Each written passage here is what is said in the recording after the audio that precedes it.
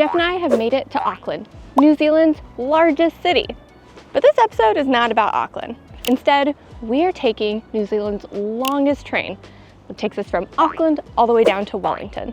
We'll show you what that train experience is like, and also show off a little bit of Auckland and Wellington. Let's go.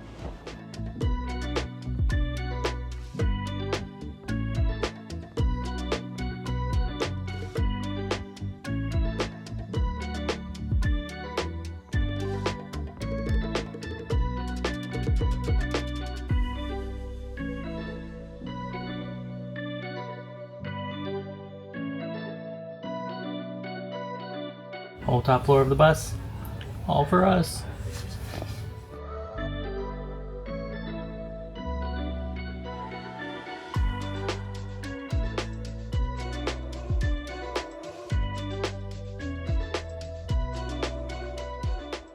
What'd you think of the bus ride, Alexa? That was rough at times. We were on the very top and it just looked like we were about to hit any car, any pedestrian in our way. I'm sure the bus driver is very qualified, but that was a rocky ride. Not a fan of the double-deckers.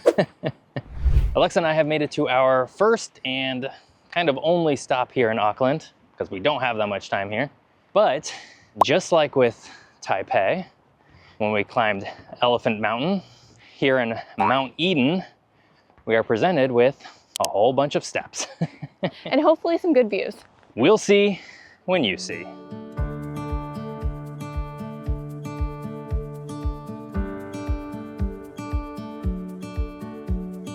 So we just saw a sign here that says coast to coast walkway, and now we're debating if we should do a walk across Auckland. I don't think we have time, but it reminds me of Singapore. Not as hot though. It would actually probably be a lot easier. Yeah. Singapore might break me. It is so hot. This jacket was the wrong choice. It's humid here. Might look gray, but it's warm.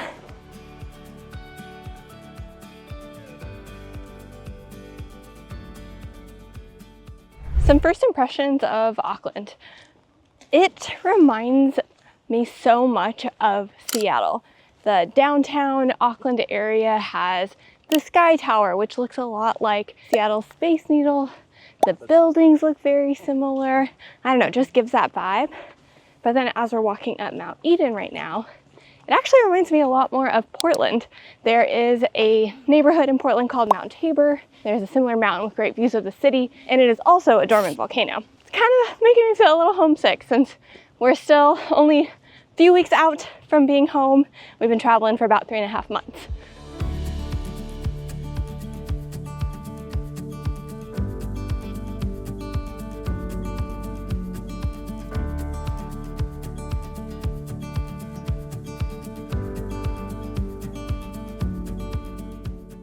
Alexa and I have finally made it here to the top of Mount Eden in the middle of Auckland. And there's a reason why I wanted to come here rather than someplace more stereotypical like the Sky Tower. Auckland is one of the very few cities in the entire world where there's an actual active but dormant volcano in it. And right behind me is the actual crater from when this volcano last erupted about 28,000 years ago. It could still erupt, in which case Auckland would be in a world of hurt, or it could lie dormant for thousands of more years. But overall, during our very brief period of time here in Auckland, I thought that this place specifically told the best geographic story about the city. And of course, it comes with some really nice views.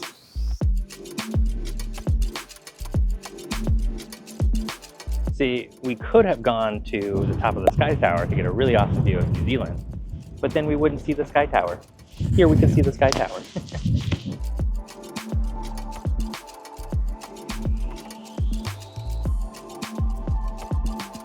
I don't know if the video does it justice, but that is actually a really deep crater right there.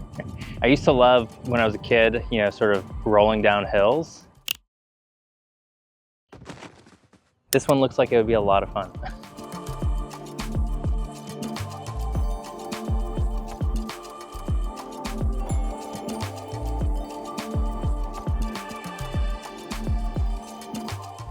Okay, I know the video is not going to do it justice, but that right there is a very impressive looking city skyline. I do want to take a moment to just call out the fact that while that does look like a very large city, Auckland is not that big. All told, there's about 1.7 million people who live here, which would make it the 5th largest city in the region of Oceania, far behind the likes of Melbourne or Sydney, both with about 5 million people. It's also not the capital of New Zealand. That's Wellington, which we're going to show you in a little bit. Well, it has gotten darker, rainier, and colder, kind of. Feels nice. Yeah, it actually does kind of feel nice. But it's time to go back. Alexa and I are heading back to our hotel. We had a very long day of travel yesterday, and we only got into Auckland about a few hours ago. And so we're going to power down, but we'll see you guys tomorrow on the train.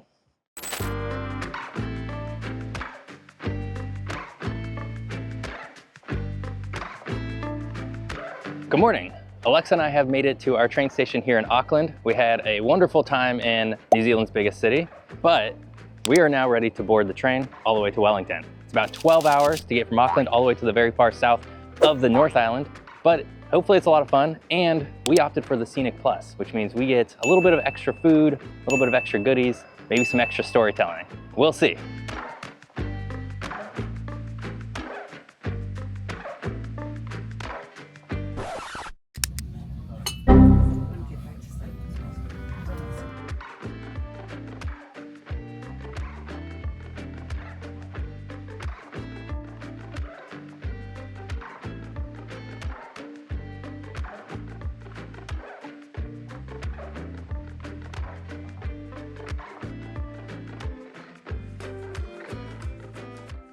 I am so excited to try this coconut blueberry chia pudding and some danishes and some kiwis, which is so fun since we're in New Zealand.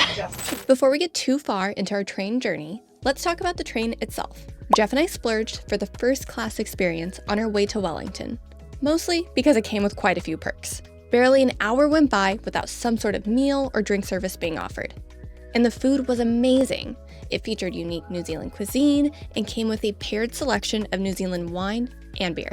But also, we had a car that was much less crowded and far more comfortable with huge windows that were made to take in the sights of New Zealand, which is why we were on this train in the first place. That's not to say coach class didn't have windows, but these were much larger, which leads us to the final part of this tour, the viewing car. This was the coolest viewing car we've ever been on. For one, it's entirely open air. So you not only get unobstructed views of the scenery, but you can also feel and smell the different locations you're traveling through. That might not sound like a big deal, but it really does make you feel more connected to the places you see from the train.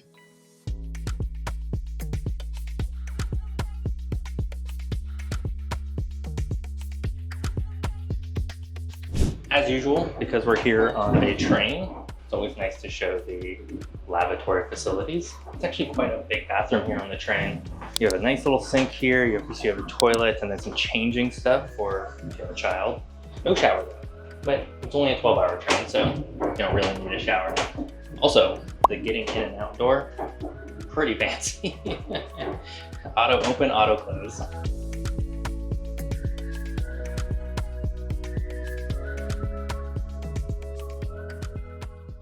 So this is the viewing car here on the New Zealand Auckland to Wellington train.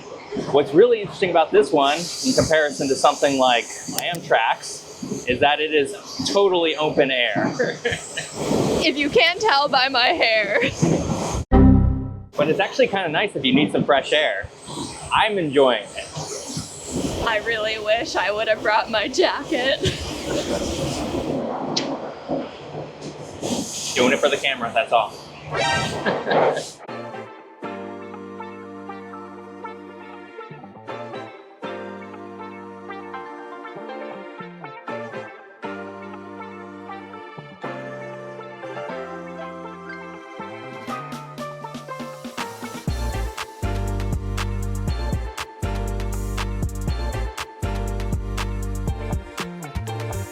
So as part of our package here, we get so much food. Cold breakfast, hot breakfast, lunch, afternoon platter, sweet treat, dinner, supper, I don't know, probably more. And all the drinks we can drink. So this right here, warm breakfast.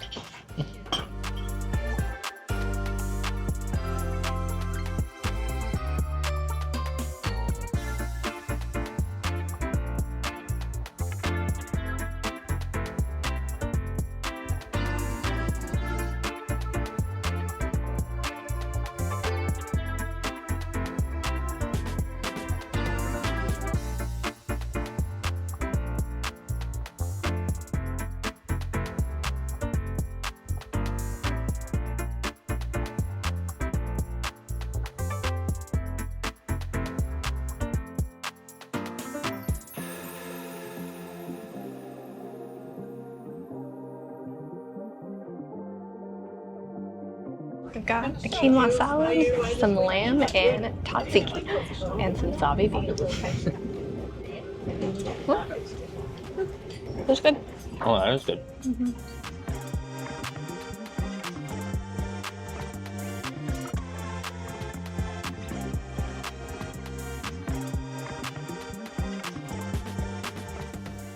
So one of the things that I find most interesting about New Zealand is the geography and topography difference between the North Island, which is where we're at now, and the South Island, which is where we're going to be next week. And you guys will see a little bit more of that topography next week.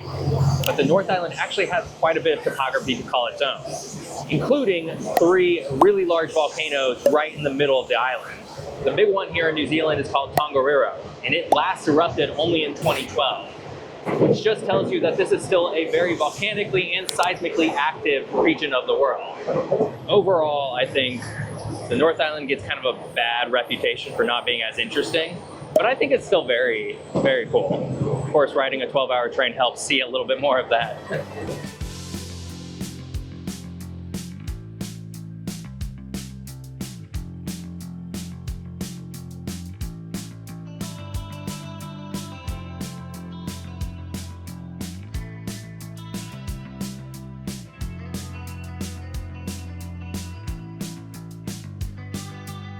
A little wine, a little cheese, some crackers, and a knife. Spoiled. We're about 7 hours into our 11-hour journey here on New Zealand Railways. A few things. One, it is absolutely beautiful. The fact that we can look at these views, honestly, I wish I wore sunscreen because the sun is super bright.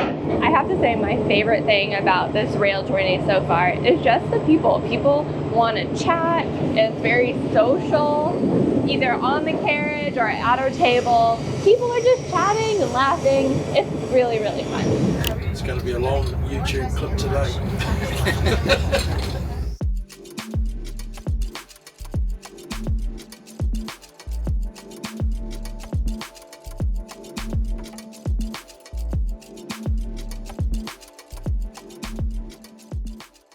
Somehow I'm still hungry and ready to have another meal. All right, we've got mashed peas, potatoes, chicken with I think stuffing, and some gravy. Yeah.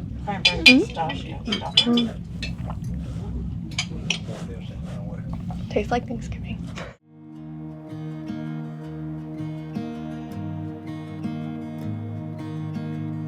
A little cold. Smells like cow out here. It does smell like cows out here. Probably because there's a lot of cows out here.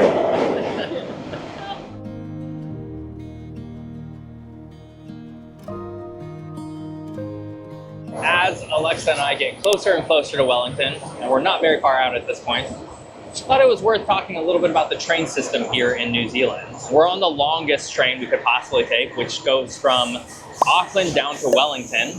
In theory, you could then take a ferry over to Picton. You could then ride another train south to Christchurch. From there, you could take one from Christchurch west to Greymouth.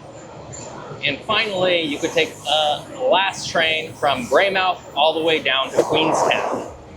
All that's to say is, in theory, you could take a train all the way from, well, basically the very far north all the way to the very far south. However, it's not actually possible because New Zealand's train system has not organized their trains in such a way as to actually allow for that to happen.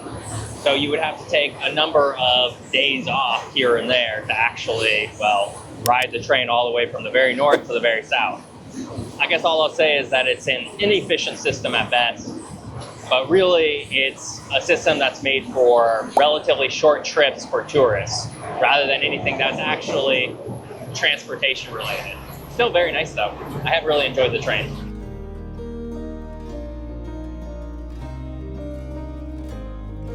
So much of New Zealand's North Island looks exactly like the Windows XP background screen or whatever. Bright blue sky with some hills. I think they might have actually taken the picture here.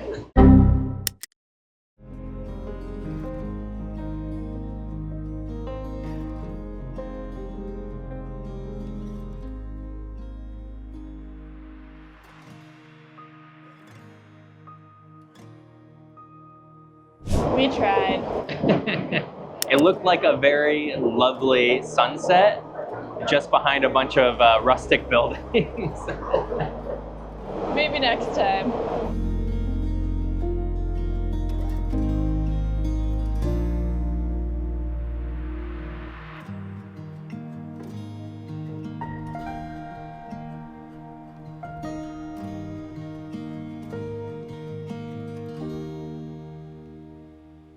After 11 hours, we have made it to Wellington.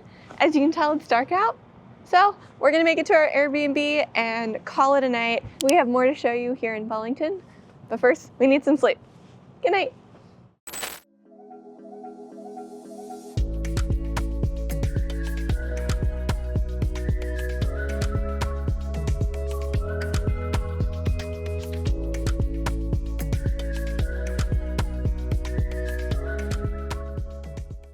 Good morning from Wellington. Alexa and I had a really fun time on the train yesterday, but we got in at night, which means we couldn't actually show you all that much. And unfortunately, we're still not going to show you all that much because we simply don't have enough time in this episode to show you all of Wellington. But take a look at that view.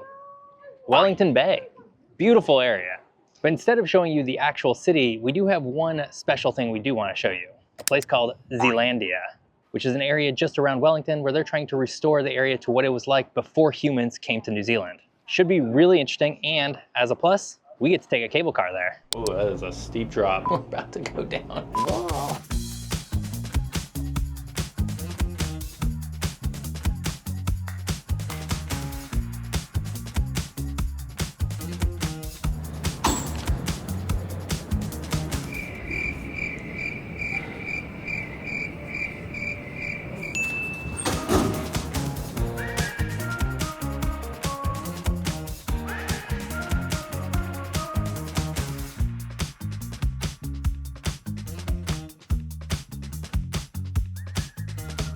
I don't want to be that guy, but it's really more of a funicular than a cable car. I'm always that guy.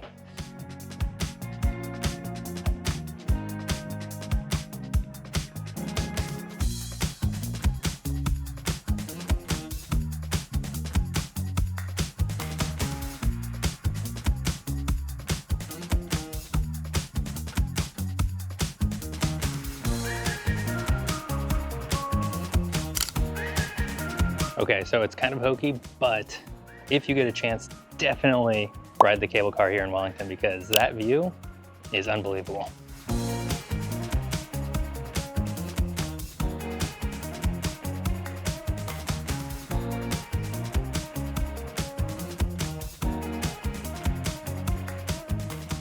Jeff and I have made it to Zealandia.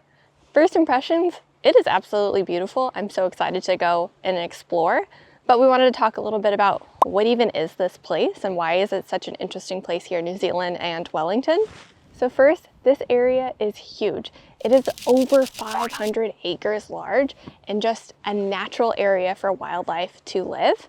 It has one of the largest fences to protect against predators. You can see it right at the entrance of Zealandia and also perhaps behind me. It is 8.6 kilometers long, and they're trying to protect the area from predators such as possums. That's a big one. Those are non-native invasive species that do cause a lot of harm here in New Zealand. Zealandia was created in 2000, so that makes it 25 years old, and it's really amazing to see a place like this last for so long and provide such beautiful green space. But what also is interesting is it's the first urban conservation area, not just in New Zealand, but the world. So let's go explore and hopefully we'll see some cool wildlife. Going through the gate here in Zealandia reminds me so much of the gate in Jurassic Park, just because it's kind of intimidating and you can tell it's very secure. It is not electrified though. I don't think we have to worry about that.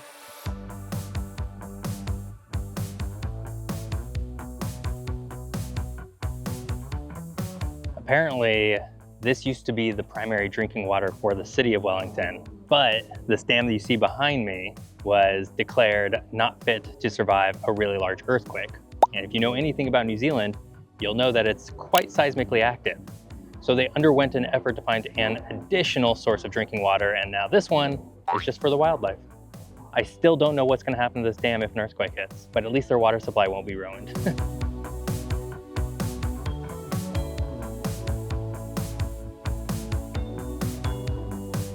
Let's see how high I can jump. Beat the cat. She did not beat the cat.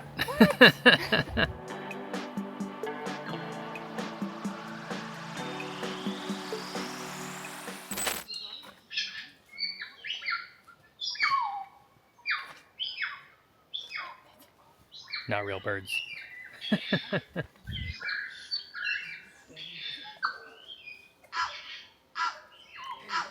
I am not really a birder, but if I was, this place would be paradise. There's a lot of really cool birds here. If you follow the theory that dinosaurs actually evolved into the birds we have today, this is even more like Jurassic Park because there's a lot of birds here that used to be dinosaurs.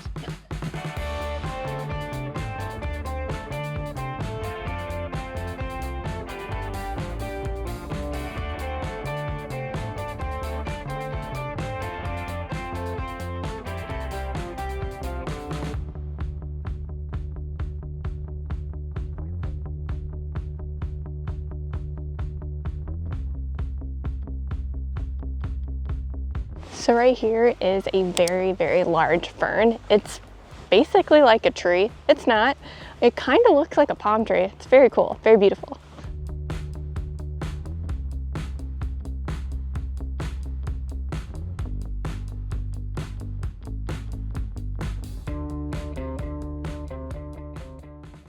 We've been in New Zealand for over a week, and just something that we want to acknowledge and really point out and uplift is that no matter where you are, you're going to see both the Maori language and English. So for example, here's a sign right here which shows both languages.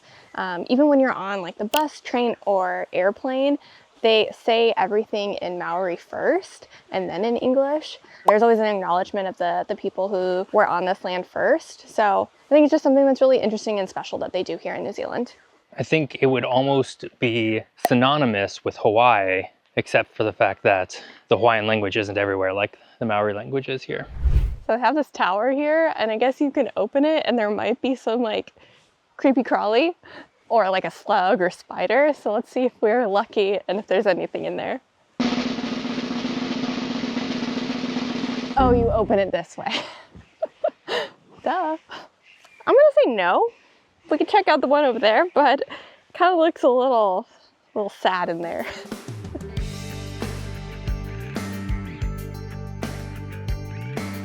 This is one big dam. Pretty sure this is also one that would not survive a major earthquake. New Zealand, don't start anything right now.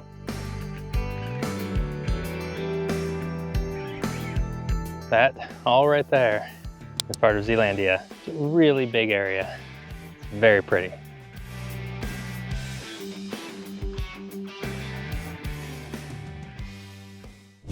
We just saw a large brown parrot. They are nationally a vulnerable species here, but what's really cool is here they're thriving, which just shows how important Zealandia is here in New Zealand. Very cool. So close to being able to go into a cave in New Zealand, but it's closed.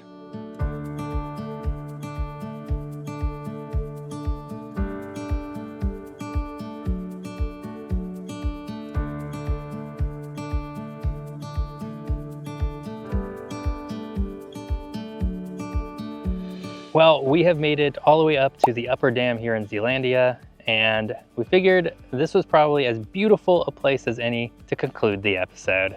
It was so much fun seeing and exploring Auckland, and then of course taking the train, and now being here in Wellington, which might be my favorite New Zealand city. Mine too. But all episodes must come to an end. Next week, we are heading to The Doubtful Sound. all the way on the southern island of New Zealand. It should be really fun, and come back next week For another adventure. See you then. Well done. That's cool.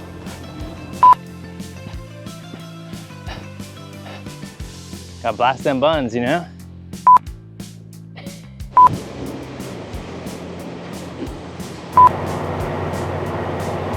All aboard that train. No. choo choo. But we'll see you guys. Bye.